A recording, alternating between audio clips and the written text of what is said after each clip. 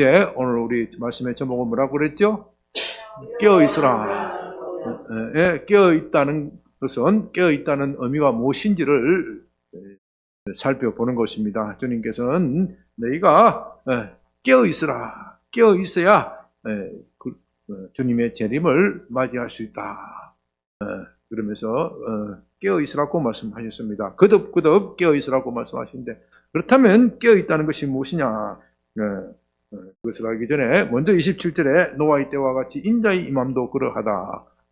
예수님께서 임하실 때 노아의 때와 비슷한 것이 있고 또 노아의 때와 다른 것도 있다. 두 가지를 말씀을 드렸습니다. 노아의 때와 비슷한 것은 사람들은 노아 때 홍수의 심판이 올 리가 없다.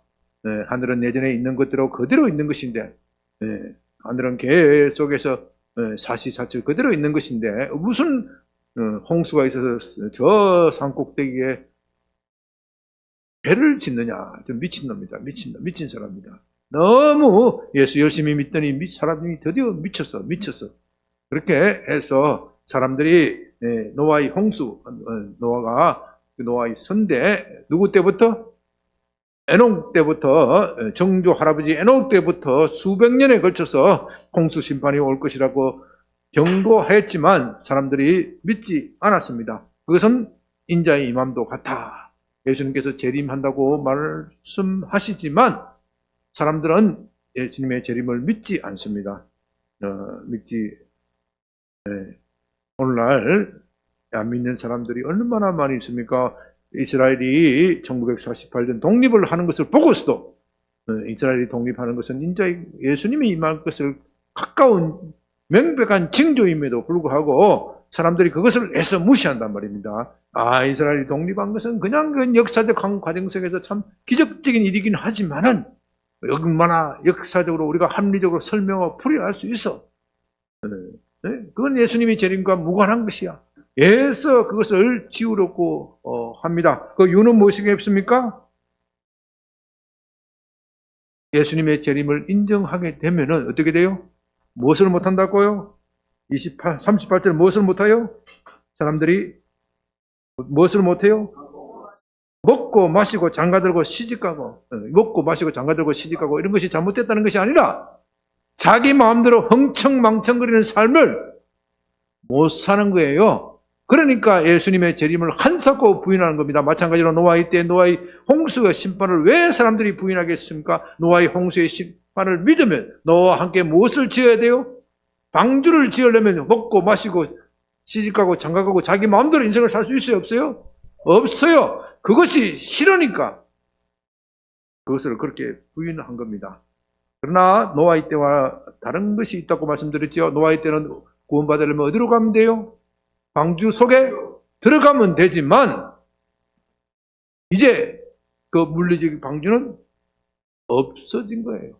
오직 예수 그리스도를 믿느냐 믿지 않느냐, 영적인 관점에서 이것을 해석해야 한다. 이것을 영적 관점에서 바라보지 않기 때문에 많은 사람들이 실패하는 것입니다. 이것을 제대로 해석하지 못하기 때문에 우리 교회가 노아의 방주다. 우리 교회가 노아의 방주다. 우리 기도원이 노아의 방주다. 우리 단체가 노아의 방주다. 우리 단체에 속해야 구원받는다. 그러면서 요한계시록을 자기가 풀이했다고 하면서 사람들을 협박하고 공포 속에 밀어넣습니다. 여기 보니까 14만 4천 명만 구원받는다고 했지 않느냐? 나를 믿어야, 내 말을 들어야 14만 4천 명에 속한 것이고 우리 교회가, 우리 종파가 노아의 방주다. 우리 속에 들어와야 된다. 우리 속에 들어오려면 바깥에 있는 생각 다 잊어버리고 모든 재산을 다 바쳐야 된다. 놀래가지고 갖다 바치는 사람이 얼마나 많은지 몰라요. 신천지가 그렇고 지금까지 한국교회에 생기던 이단들이 다 그런 거예요. 우리 속에 와야 구원받는다. 이게 다 주님께서 미혹된 가르침이 어때요? 있으리라고 했어요? 없어요? 있으리라고 했어요. 있으리라고 했는데 하나님 왜 그때 미혹자들이 왜 그렇게 많습니까? 내가 미혹자들에게 속지 않았다면 주님 재림을 맞이했을 거 아닙니까? 너무합니다. 아니야. 내가 이미 다 이야기했잖냐. 그러니까 너희들은 이 말씀을 똑바로 듣고 똑바로 적용해야 되지. 그렇기 때문에 노아의 때와는 다른 것도 우리가 살펴서 주목을 해야 됩니다. 그러면 특별히 여기에 40절 이하에 제가 해서 나오는 여러 가지 5가지 비유에 대해서 제가 그것을 꿰뚫는 원리에 대해서 말씀을 드렸습니다. 어떤 사람이 구원을 받고 어떤 사람이 구원을 못 받는다 그랬어요? 어떤 사람이 주님의 재림을 맞이하고 어떤 사람이 주님의 재림을 맞이하는데 실패한다 그랬죠? 예? 예? 누구요? 깨어있는 사람이 하는 것인데, 깨어있다는 말이 의미가 뭐라 그랬죠? 5가지 비유 중에서 구유를 간통하는 것, 5가지 비유는 한 사람은 40절에 두 사람이 같은 일을 하는데 맷돌질 하는데 한 사람은 데려가고 한 사람은 버려둠을 당하고 또 43절에 도둑의 비유에도 말하고 또 그 다음에는 종의 비유에도 말하고 그 다음에 25장에는 열처녀의 비유 그 다음에 또 뭐예요? 달란트의 비유 그 다음에 양과 염소의 비유 이 모든 말씀을 꿰뚫는 비유의 핵심이 뭐라 그랬죠? 주인이 누구냐? 오너십이 누구냐? 그걸 묻는 거예요. 오너십을 누구냐? 다시 말해서 주님이 오는 시기를 누가 결정하느냐? 열처녀의 비유의 대표적인 거예요. 열처녀의 비유. 왜 어리석은 다섯처녀가 되었습니까?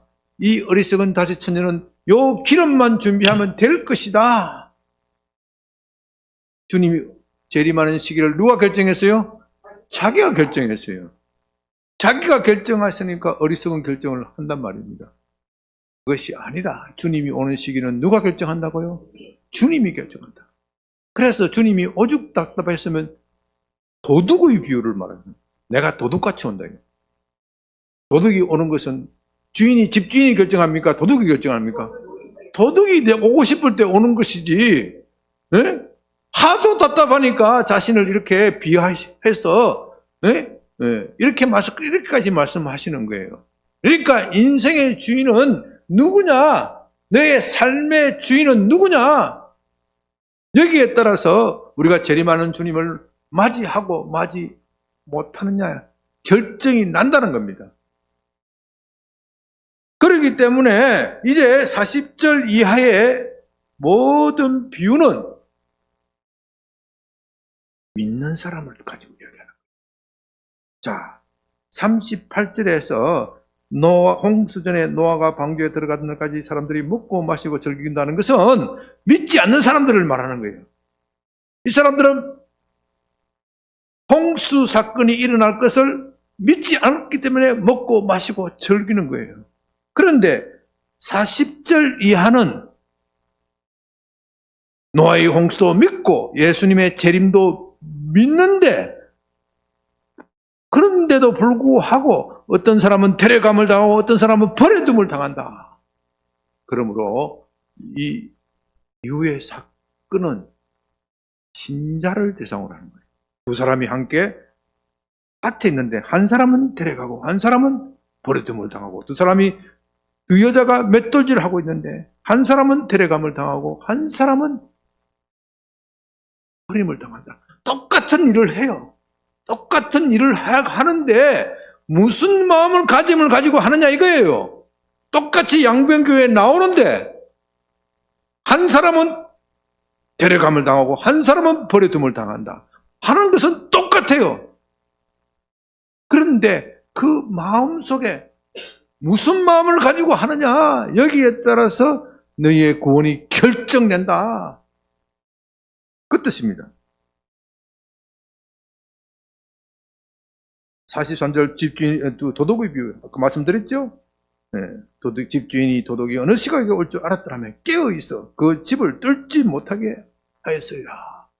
도둑이 오는 시기가 도둑님이 결정하는 것이지 주인이 결정하는 것이 아니다. 그와 같이 예수님의 재림은 예수님이 결정하는 것이, 하나님이 결정하는 것이지 교회가, 우리가 결정한 것이 아니란 말입니다. 그렇기 때문에 예수님의 성경을, 모든 성경을 풀어서, 성경의 비기를 풀어서 또 계시를 받아서 언제 어느 시각에 주님이 오신다 예언을 했으니 그 시간이 되었으니 준비하자. 이건 다 사기꾼이고 거짓말이다. 미혹하는 사람이고 유혹하는 사람이다. 왜? 그 마음에 정말로 주님으로 모시는 마음이 없다. 아무도 모른다. 그 말의 핵심적인 그 말의 진짜 뜻은 그 사람은 정말로 나를 주인으로 모시지 않는다 이 말이에요. 그때만 잘하려고 하니까. 그때만 잘하려고 하는 거죠. 그게 아니라 천국은 벼락 공부로 가는 게 아니라 뭐라 그랬죠? 평소 실력으로 가는 것이다. 천국은 절대로 벼락치기가 안 돼. 천국은 평소 실력으로 가는 거예요. 평소에 나의 삶을 주님과 함께 동행하면서 나의 모든 시간과 나의 모든 재능과 소유가 주님 것이라고 인정하는 사람이 가는 것이지, 그 시간에 딱 맞추어서 주님이 재림을 언제니까 그때 시간에 딱 맞추어서 그때 딱 길목에서 기다려서 주님 어서 오십시오, 어서 오십시오, 그런 사람이 가는 게 아니라는 말이에요. 그럼 벼락치기 공부하지 말아요. 영적인 세계에서는 벼락치기 공부 절대 안 됩니다. 세상적으로도 벼락치기 하다가 우측에 소발의 찌잡기로 좋은 대학 가고 시험에 합격할 수도 있지만, 그런 사람은 대학에 들어가서, 직장에 들어가서도 결국 실력이 어떻게 해요? 뽀록 나는 거예요. 뽀록 나는 거예요. 옛날에 그런 일이 있었어요. 서울대학에, 어떤 데, 서울대학에, 법대에, 예비고사인데, 그때 몇 점에 갔는지 모르겠는데 시각이 잘 안 나네. 한 320점이 만점이 300점이 만점이 모르겠다. 그럼 한 280점 이상이 돼야지. 280점, 290점이 돼야 가는 거예요.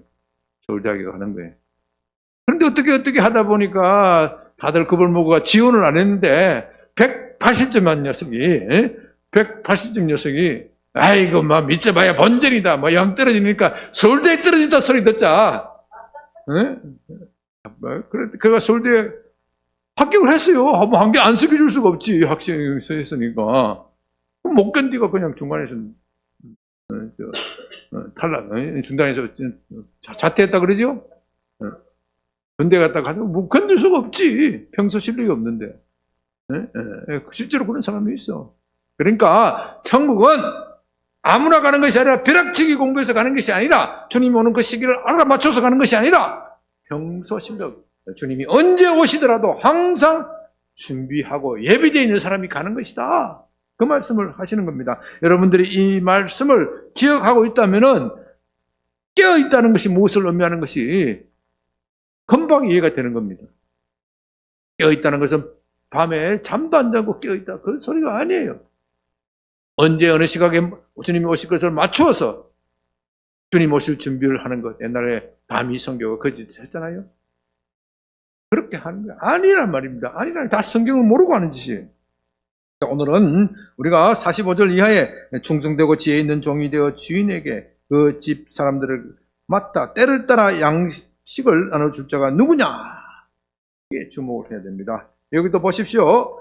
충성되고 지혜 있는 종이 되어 주인에게 그 집 사람들을 맡아 때를 따라 양식을 나눠줄 자가 누구냐. 여기에 종이라는 말이 나오죠. 종. 이 종.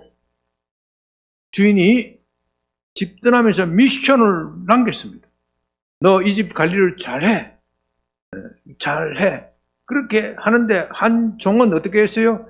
야, 주인이 언제 오실지도 모른다.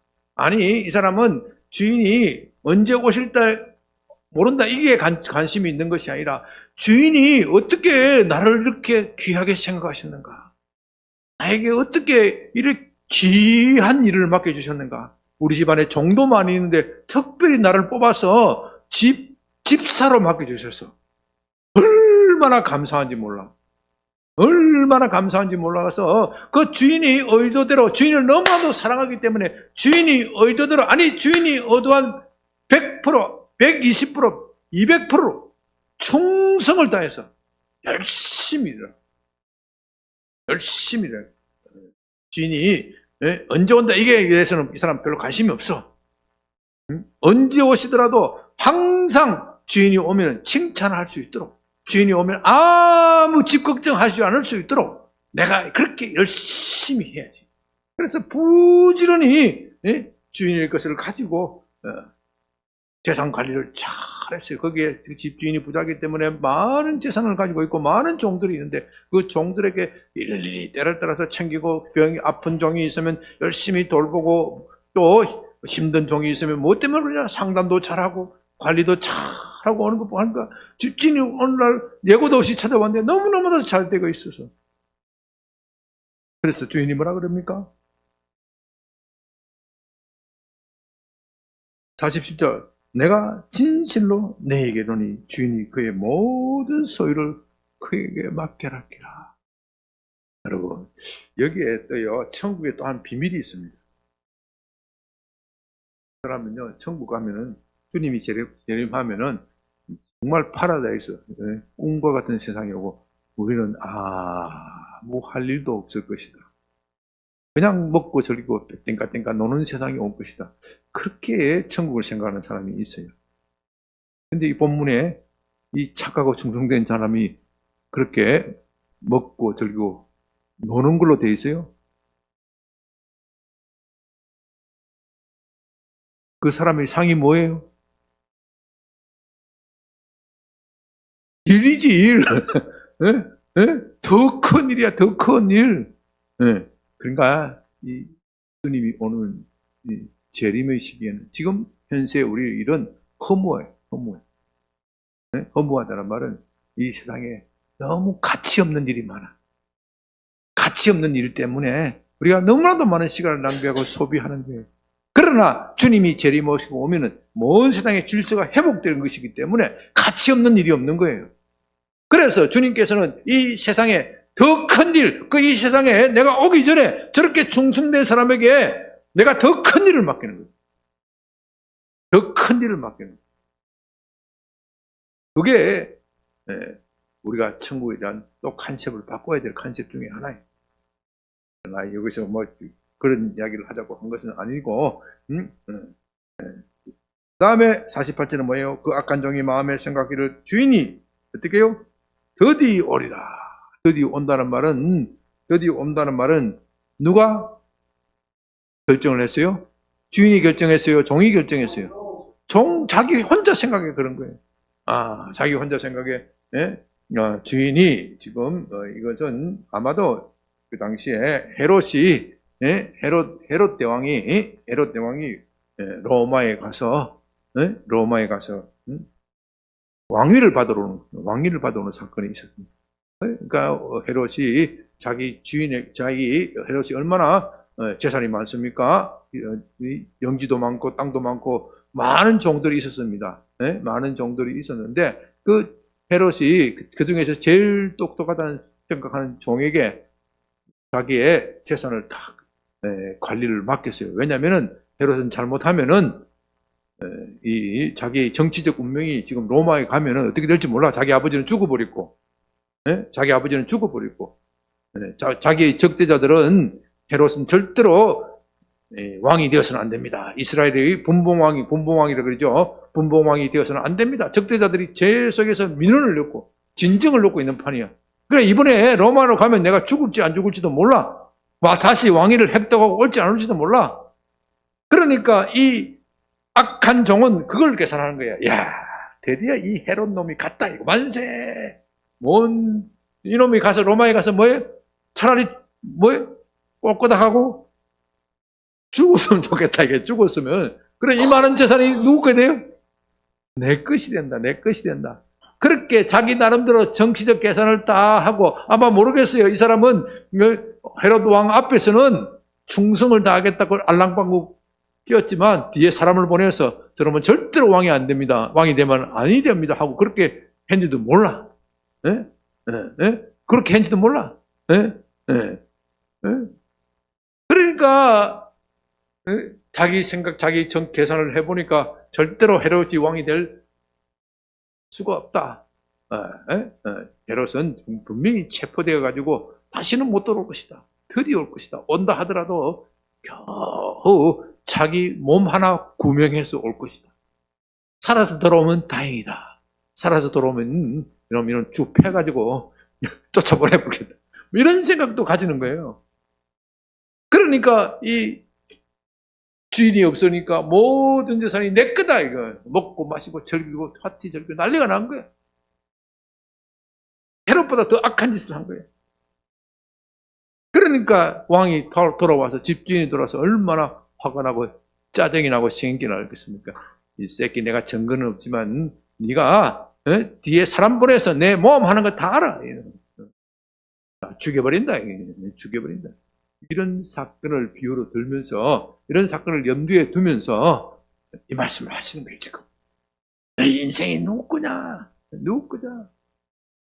네가 맡은 거, 너에게 맡은 죄는 이건 내가 너에게 준 것이 아니냐? 그 준 것은 너만 즐기라고 해서 준 것이 아니다.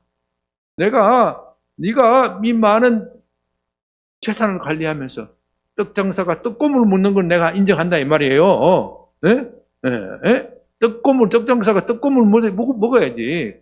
손에 떡이 묻으면 떡고물이 먹을 수 있어. 그래서 네가 이 많은 재산 관리하면서 남보다 좀 더 호식하는 거, 그건 내가 인정한다 이거야. 그건 내가 인정하는데, 그러나 그 많은 재산을 너 것처럼 사용하고 어떻게 해요? 이 사람이 동료들을 때리고 술 친구를 더불어 먹고 마시고 마치 모든 것이 자기인 것처럼 그렇게 행세하는 거, 나 꼴을 못 보겠다. 그래서 어떻게 해요?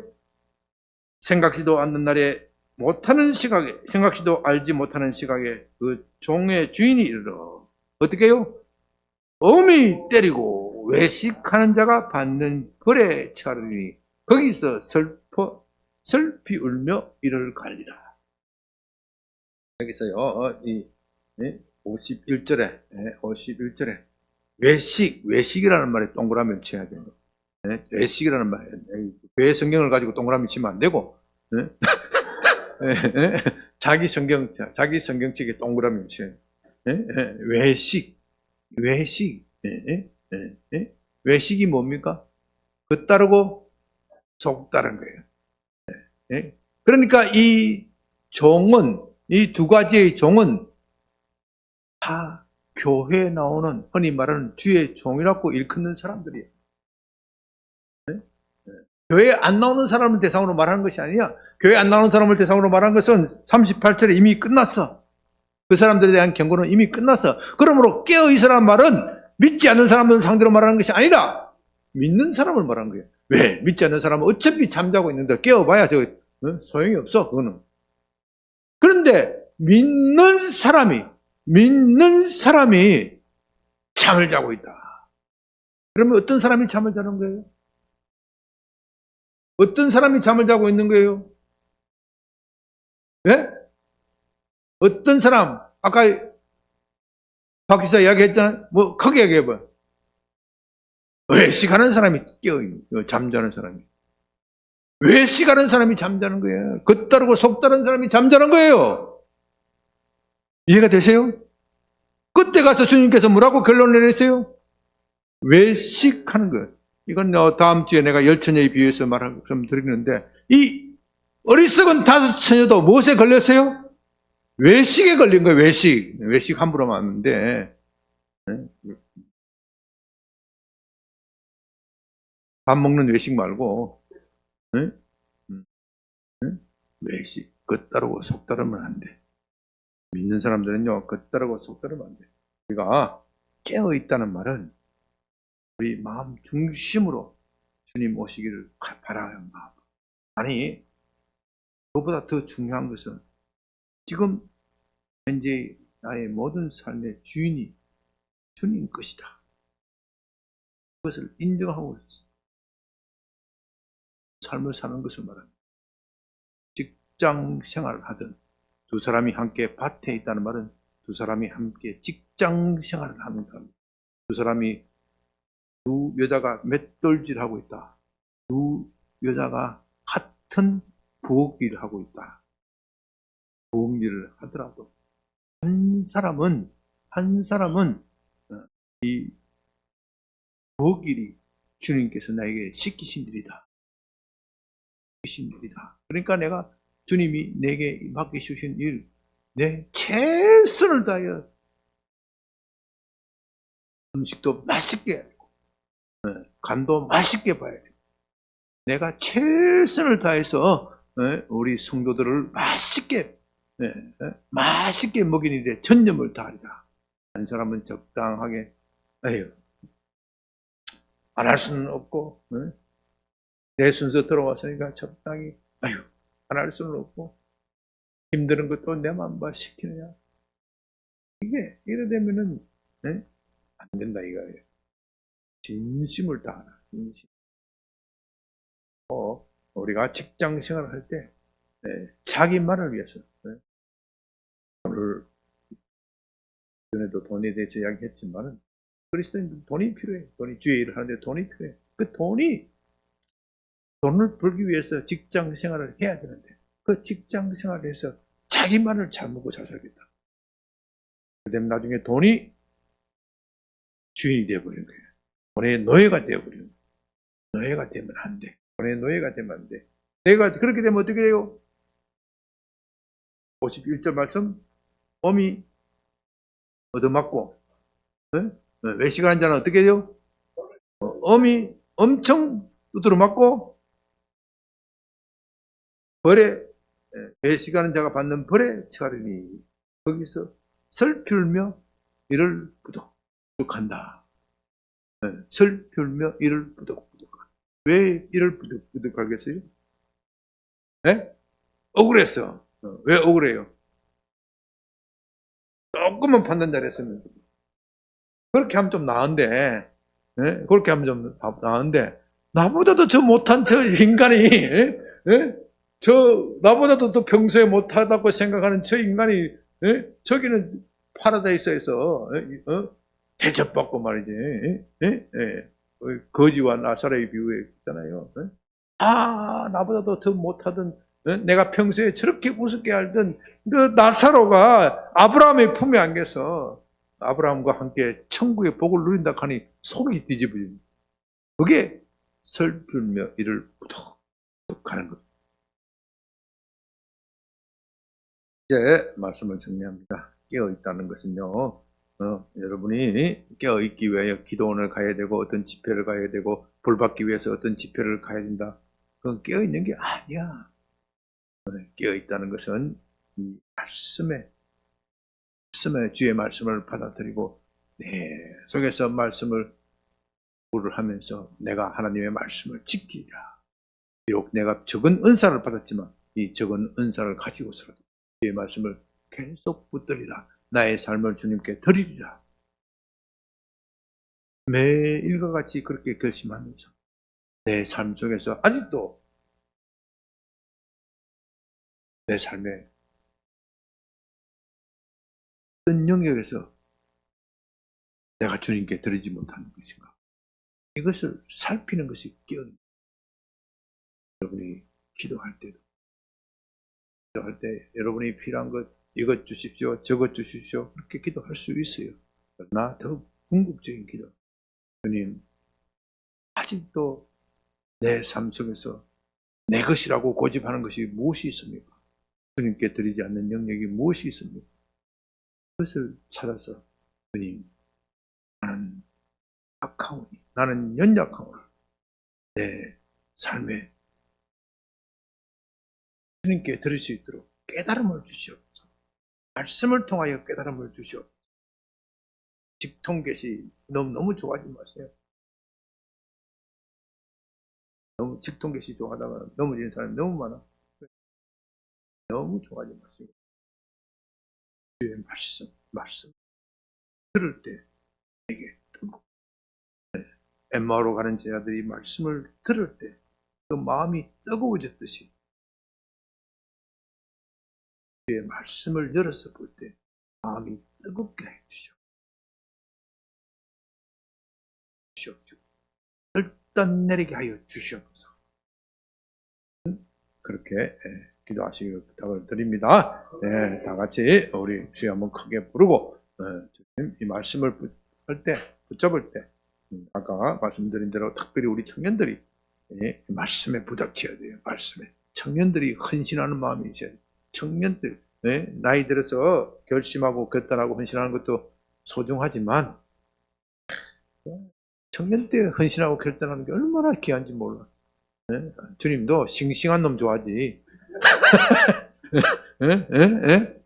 싱싱한 젊은이를 좋아하지. 물론 뭐 나이 들어서 그때라도 회개하고 반성하고 돌아오면 귀하게 평가하고 받아주시지만 그래도 팔팔 뛸 때 하면 얼마나 좋겠습니까? 우리의 청년들, 우리의 자녀들이 주님을 모르는 우리의 자녀들이 주님의 말씀을 깨닫고 자신의 삶을 주님께 헌신한다는 결단을 할 수 있다면 얼마나 우리가 행복하겠습니까? 우리가 다른 여러 가지 기도를 하지만 그래도 또 하십시오, 또 하지 말라는 것은 아니고요. 가장 중요한 기도는 오늘 우리가 깨어있으라고 하였는데 깨어있다는 것의 핵심은 외식하지 않고 우리의 몸과 마음 자체를 전부를 하나님께 드리는 것이다. 내 인생의 삶을 주님께 드리는 것이다. 주님, 내가 이렇게 깨어있을 수 있도록 도와주시옵시고 나의 삶을 그렇게 살 수 있도록 나를 지배하고 다스려 주시옵소서. 주여 한번 크게 부르기도 합니다. 주여!